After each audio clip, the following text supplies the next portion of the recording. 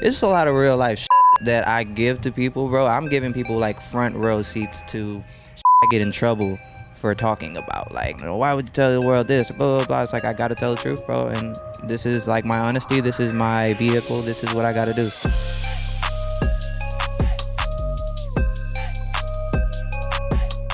It's a pleasure, man. What is your pre-show ritual?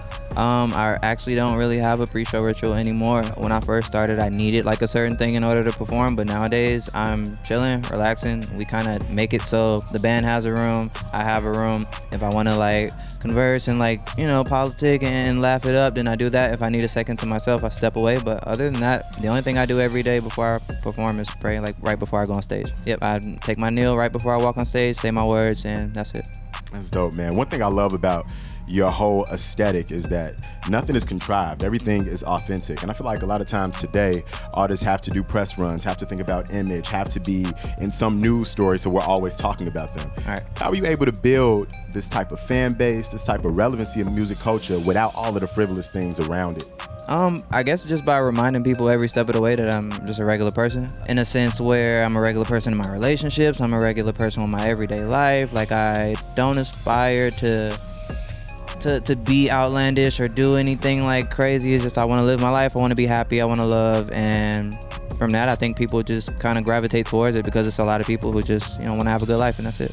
That's what's up, man. Speaking of life, love, relationships, East Atlanta Love Letter. I see you with your daughter on the cover.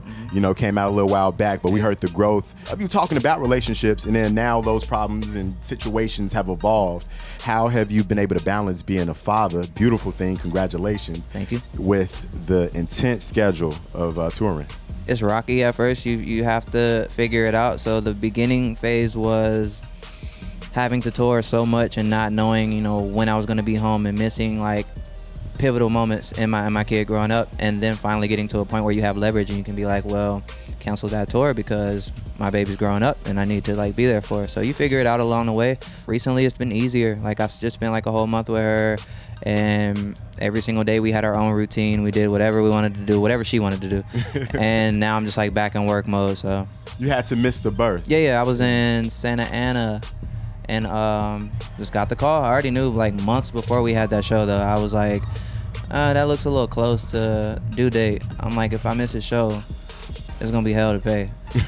And Right. I said that, and next thing you know, I was getting ready to go on stage, and I got the call, and I was like, I told y'all, bro.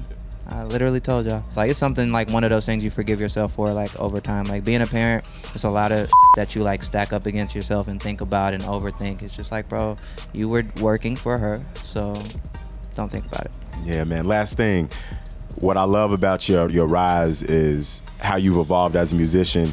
People wouldn't know, well, now they know that you started as a battle rapper. Right. You know what I'm saying? And that footage leaked of you and Young Thug going at it. Right. I wouldn't have expected to see a Young Thug battling Black. Yeah. First, tell me about that situation. How did that come about? And then also, I feel like when we talk about real hip hop and real R&B, we don't give the new generation of artists enough credit for building upon that culture. Yeah, not for the content, because it's the content in current day R&B music and hip hop in general. Like, if you find your favorite people or you're able to like cipher through whatever it is, like, you can find some actual in there. Like, I pride myself on talking about that actually matters. And other than that, the Young Thug thing, that was just during a time where I would go around, pull up the video shoots, whoever was shooting a video, and if I did know him, would just start rapping.